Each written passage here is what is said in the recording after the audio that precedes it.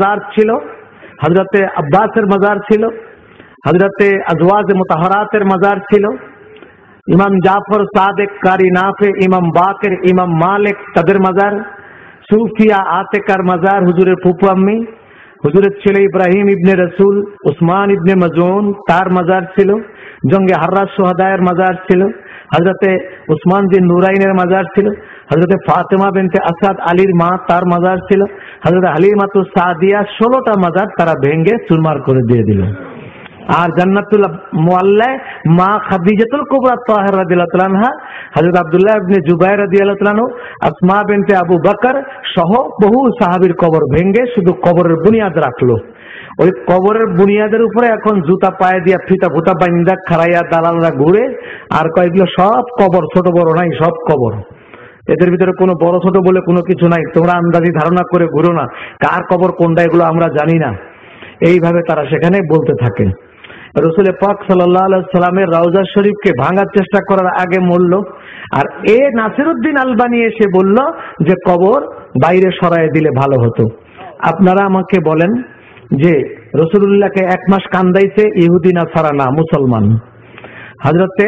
হযরতে ওমর রাদিয়াল্লাহু তাআলা আনহুকে শহীদ করেছে কারা? আমেরিকা, রাশিয়া, ইউরোপ করছে না মুসলমান করছে? মুসলমান কপালে দাগালা দাঁড়িয়ালা। হযরতে উসমান বিন নুরাইনকে যারা শহীদ করছে 40 দিন তারা উসমানের বাড়ির সামনে জামাত করে নামাজ পড়ছে আযান দিয়া, তারাই হযরতে উসমানকে শহীদ করছে। এরাও কারা? মুসলমান। হযরতে আলীকে যে শহীদ করছে আব্দুর রহমান ইবনে মুলজিম, এটা এমন মুসলমান যে তার আমল দেখে সাহাবীরা লজ্জা পাইতো, তার চেহারা দিয়ে নূর টপকাইতো, ঘুমাইলে জিহ্বা জিকির করতো। এই বেটায় কইছে আলীর চেয়ে বড় কাফের কেউ নেই। এই বেটায় কইছে রাসূলুল্লাহ চেয়ে জিবরাইলের মর্যাদা বেশি। এটাও তো নামাজিয়া ছিল, কপালে দাগ আছিল। এবার আসেন হযরত হুসাইনকে যারা শহীদ করছে তারা জুমার নামাজ আজান দিয়ে পড়ে নাই, এবং হযরত হুসাইনকে শহীদ করার পর নিষ্প্রাণ হযরত হুসাইনের দেহ মোবারকের পাশে তারা কি করলো? দাঁড়ায় আসর নামাজ পড়লো। হযরতে হুসাইনের দেহের উপর দিয়ে ঘোড়া চালায় দিল, থেতলায় গেল, তাদের চোখ দিয়ে পানি আসলো না কারো। এরাও তো মুসলমান, এরাও তো নামাজি, এরাও দাঁড়িয়ালা, এরাও কপালে দাগালা। তারপরে যদি আরো আসেন, হযরত হুসাইনের পর খোদার ঘর বাইতুল্লাহ শরীফে আগুন দিয়েছিল, তারাও কিন্তু কাফের মুশরিক দেয়নি। তার কারা দিয়েছে? এটাও মুসলমান দিয়েছে। খোদার ঘরের হিজরাল আসওয়াদ পাথর 22 টুকরা হয়ে গেল আগুনের তাপে। হযরতে আব্দুল্লাহ ইবনে জুবাইর বের হলেন, তীর দিয়ে তাকে শহীদ করা হলো। পা দুটো উল্টা দিক করে ঝুলাই রেখে তার মা হযরতে আয়েশার বোন তাকে ডাক দিয়ে দেখানো হলো, তোমার ছেলে কেমন আছে দেখো। উনিও বললেন যে আমার ছেলে আগের থেকে এখন ভালো আছে, এটাই চাইছিলাম, ছেলে আমার শহীদ হোক, এটাই আমি চেয়েছিলাম। আল্লাহ তাকে ভালো রাস্তায় নিয়ে গেছে, হুসাইনের রাস্তায় নিয়ে গেছে। শেষ খোদার ঘরে আগুন দিল, এরাও মুসলমান। খোদার ঘর বাইতুল্লাহ শরীফের পরে পৃথিবীর শ্রেষ্ঠ মসজিদ মসজিদের নববীতে 7 দিন গাধা এবং ঘোড়া বাঁধলো, গাধা ঘোড়া পেশাব পায়খানা করলো, আজান একামত বন্ধ করে দিল। এইটাও কিন্তু আমেরিকা, রাশিয়া, ইউরোপ করে নাই, প্রেসিডেন্ট বুশ করে নাই, এটাও মুসলমানরাই করছে। যারা 5 ওয়াক্ত নামাজ পড়ে এরাও এই কামটা করছে। তাইলে আপনি নামাজি পরেজগার মুসল্লি দিয়ে করবেন কি, ভিতরে যদি আসল জিনিস না থাকে? তারপরে আমেরিকার থেকে প্রেসিডেন্ট বুশ বাগদাদে আসলো, বাগদাদে জুতা মারলো, জুতা খাইয়া সৌদি আরব গেল। সৌদি আরবে যখনই নামছে, সৌদি আরবের বাদশাহ তার 2 ঠোঁটের উপরে বাদশাহ ঠোঁট বসায় দিয়া 5 মিনিট ধরে চুমা খাইলো। এই ছবি ইন্টারনেটে আছে, আমার কাছে আছে। তাইলে যেই সাদা, পৃথিবীর শ্রেষ্ঠ সাদা কুত্তা, মুসলমানের দুশ্মন, কুকুরের ঠোঁটে যে মুসলমান চুমা খেতে পারে, এই কুত্তার ঠোঁটে মুসলমান ঠোঁট লাগাইতে পারে? আর এই কুত্তার ঠোঁটে যেই মুসলমান ঠোঁট লাগায় তাকে মুসলমান বলা যেতে পারে? 15 দিন ব্যাপী ফিলিস্তিনি মুসলমান শিশু, নারী, বৃদ্ধ বৃদ্ধাদেরকে একতরফা মার দিল। পৃথিবীর কোন মুসলিম স্টেটের মুসলিম নেতারা টু শব্দ করেছে? তাহলে আজকে আমাদের এই দুরবস্থার জন্য ইউরোপ থেকে ইউরোপের প্রেসিডেন্ট এসে হযরত ওমরের সামনে হাঁটু গেড়ে বসে খাজনা দিয়ে যাইতো, আর 14 বার মাপ চাইতো, হুজুর ভূমধ্য সাগরের ওই পারে যাইয়েন না। বলে ঠিক আছে, ট্যাক্স দিবা ঠিক মতো, যাব না। এই এই মুসলমানকে এত ভয় পেত, সালাউদ্দিন আইয়ুবীর নাম শুনলে বাচ্চারা ঘুমায় যেত আমেরিকা ইউরোপের। সেই মুসলমানরা আজকে পৃথিবীর সবচেয়ে বেশি অবহেলিত, ঠিক না বেঠিক? এটা কোন কারণে হয়েছে? শুধু মিডল ইস্টের এই ফাসেক বেঈমান নেতাদের কারণে হয়েছে। এই আমেরিকা ইউরোপের গোলাম মিডল ইস্টের মুসলিম নেতা যারা, এদের কারণে আজকে আমাদের এই পর্যায়ে এসে আমরা পৌঁছেছি। আজকে 50 লক্ষ মানুষ আমরা আরাফার ময়দানে, 50টা মানুষ যদি একসাথে হাউমাউ করে কান্দে, সেই আওয়াজে কারো কান্না আসবে না এরকম কেউ আছে?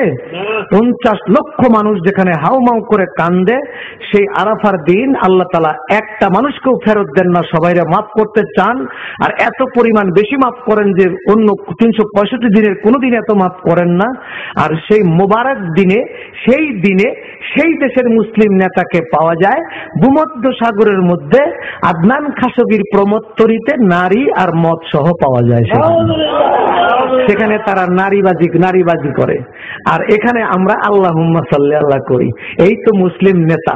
এইসব নেতাদের উপরে খোদার রহমত কি আসতে পারে? আজকে তাদের লানতের কারণে, এই মালাউনদের লানতের কারণে আজকে বীরে গোরসের পানি শুকিয়ে গেছে, রাসূলুল্লাহর মুজিজার কুয়া। বীরে উসমানের পানি শুকিয়ে গেছে, সর্বশেষ বীরে শেফার পানি আমরা খেয়েছি, সেই বীরে শেফার পানি গত বছর থেকে শুকিয়ে গেছে। নাই বীরে, তারপরে মুইয়া শেফা উহুদ পাহাড়ের মাঝখানে ছিল হুজুরের হাতের পানি, সেটা এই সিমেন্ট বালু দিয়ে বন্ধ করে দিছে। রাসূলুল্লাহ সাল্লাল্লাহু আলাইহি ওয়াসাল্লাম যেই পাহাড়ের গর্তে আত্মগোপন করেছিলেন, এইটা মানুষ মুসলমানরা যায় সেখানে 2 রাকাত নামাজ পড়ে চোখের পানি ফেলে, এটার মধ্যে ছাগলের খামার করছে, ছাগলের পায়খানা দিয়ে বোঝাই করে রাখছে, কাটা দিচ্ছে, বোতল ভাঙা দিচ্ছে, কেউ যেন সেখানে না যায়। রাসূলুল্লাহ দাঁত যেখানে পড়েছিলেন, সাহাবায়ে কেরাম সেখানে মসজিদ বানায় সেজদা করছে, সেটাও এখন ছাগলের গুয়ের খামার, ছাগল সেখানে পালে। তাহলে আজকে এগুলি দেখে আসলে সব হাজিরদেরকে আমি দেখাইছি, দেখো রাসূলুল্লাহর দাঁত পড়েছে, সেখানে সৌদিরা ছাগল পালে। দুশ্মনীটা কোন জায়গায়? আবু জেহেলের দুশ্মনীর সাথে এই দুশ্মনীর কোনো পার্থক্য আছে? একই দুশ্মনী রাসূলুল্লাহর সাথে। পৃথিবীর মুসলমানদের মায়ের দরে খালি কাবা ঘর আর মদিনাটা ঠিক রাখছে, কিছু কয় না, সেটাকেও টাইলস দিয়ে ভ্যাটিকান বানিয়ে দিছে। কাবার স্বাদ আর আগের স্বাদ রাখে নাই, মদিনার স্বাদ আগের স্বাদ রাখে নাই। আমরা জিয়ারত করতে গেলে হুজুরের দিক তাকায় যদি 2 ফোঁটা চোখের পানি ফেলি, আঁটু দিয়ে ঠাস করে বুকের মধ্যে গুতা মারে, ওদিক যা, এখানে কি চাও? আজকে এইভাবে কুত্তা কুকুরের মতো আমাদেরকে খেদায়। এই যে ইয়াজিদের প্রভাব সৌদি আরবে, এই বিষাক্ত আকিদা সৌদি আরব ঢুকাইয়া দিল দারুল উলুম দেওবন্দে, ওইখান থেকে আইলো পাকিস্তান দিয়ে বাংলাদেশে। এই আমার দেশের আলেমদের দোষ নাই, তারা কি ওইখান থেকে আইয়া পাইছে, ওই বড় দাড়ি দেখাইছে, বড় কান্দন দেখাইছে, বড় তসবি দেখাইছে, এরা মনে করছে এইটি আল্লাহওয়ালা। আর ইদানিং যারা পয়সার ব্যাগ নিয়ে পয়সা নিয়ে আসে আর রিয়াল নিয়ে আসে, আইনে আজকে মাদ্রাসা কুড়ে ঘর, সকালে দেখবেন টিন, তারপরে সপ্তাহে দেখবেন দালান, তারপরে সপ্তাহে একবারে বিল্ডিং। এই যে টাকাটা কোত্থেকে আসে? টাকা তো এদের পকেটের পয়সা নয়, টাকা আসে সেই জায়গার থেকে। যাদের টাকা খায় তাদের গীত গায়, এটা হলো সহজ। ওদের গীত গায়, ওদের কথা বললেই ওরা টাকা দেয়। সুন্নিয়াতের কথা বললে ওরা টাকা দেয় না। সুন্নি আলেমদেরকে সৌদি আরবে কচুকাটা করা হচ্ছে এখনো। সুন্নি আলেম 400 আলেমের মতো রিয়াদে নিয়ে গেছে, নিয়ে মেন হলে ঢুকাইয়া দিয়া লোহিত সাগরে পাঠিয়ে দিছে। এখনো সুন্নি যারা ওই দেশে, আমাদের গাউসিয়া কমিটির যে ছেলেরা ওই দেশে চাকরি করে, এই গত বছর প্রায় 100 জন ছেলেকে ধরে হাজতে রাখছে, কিছু কিছু ছাড়া পাইছে, এখনো তারা জেলখানায় জেল খাটতেছে তারা। তাহলে সুন্নি কথা বলাই যায় না, ইয়া নবী সাল্লাল্লাহু আলাইহি বলাই যায় না। রাসূলুল্লাহর দুশমন তারা প্রশাসন চালাচ্ছে, সেই দুশমনির প্রভাব আমাদের বাংলাদেশে পড়েছে। সুতরাং আপনারা সাবধানে থাকবেন। শুধু আলেম ওলামা, পাগড়ি, কান্দাকাটি এগুলো দেখলে ভোলা যাবে না। আবু জেহেলের হৃদয় যাদের ভিতরে আছে, ওদের যে কোনো রকম আমল আল্লাহ তাআলা গ্রহণ করবেন না। আর আবু বকরের হৃদয় যাদের ভিতরে আছে, তারা যে আমল করবে এটাই হলো সোনায় সোহাগা। আর সেই আবু বকরের ইসলাম, আবু বকরের প্রেম, ওমর উসমানের প্রেম, আলী বেলালের প্রেম, এই উপমহাদেশের মধ্যে সর্বপ্রথম আমাদেরকে ওই প্রেমের শিক্ষা দিলেন আলা হযরতের মাসলাক। এখান থেকে আমরা ওই প্রেম পেয়েছি। উনি কোনো আপোষ করতেন না।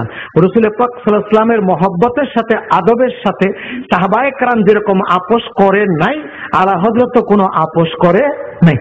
উপমহাদেশের একজন শ্রেষ্ঠ বিদ্বান, খুব বড় আলেম, বড় ওলি। তিনি আলা হযরতের মুসাফা করছেন। আলা হযরত যখন টের পাইছেন যে এটা ওই লোক, যেই লোক কইছে যে রাসূলুল্লাহ সাল্লাল্লাহু আলাইহি সাল্লামের ধারণা আসা নামাজের মধ্যে কাদা করার সমান, এইটা সেই লোক। এটা যখনই বুঝছে তখনই কইছে তাড়াতাড়ি সাবান আনো, আমার হাত আগে ধুয়ে আগে জরুরি। এই মালাউনের সাথে মুসাফা করছি আমি, সামনাসামনি মালাউন ঠায় দেখুক। কাজে ওনার কোনো আপোষ ছিল না। এটা হলো রাসূলুল্লাহর প্রেমের নিদর্শন, আর এটা ওনার দোষ, আর কোনো দোষ নেই। আর আজকে আমরা সমালোচনা করছি তার, কিন্তু আমি জিজ্ঞেস করি, রাসূলুল্লাহ যখন আসছিলেন হুজুরের সমালোচনা কি করে নাই লোকেরা? গাউসুল আজমের সমালোচনা করে নাই? গরিবে নামাজের সমালোচনা করে নাই? বাবা শাহজালালের সমালোচনা করে নাই? সমালোচনা কার না করছে বলেন? তাইলে সেই আলা হযরতের সমালোচনা করবে না কেন? সমালোচনা করা মানেই তিনি সঠিক পথে আছেন। সবাই, সব দলের লোকেরা যদি কইতে এটা আমাকে বড় হুজুর, তাইলে আর সঠিক পথে তিনি ছিলেন বলে বিশ্বাস করা যেত না। চলুন আমরা এই কথাই আমি আপনাদের কাছে এলোমেলো ছুড়ে দিলাম।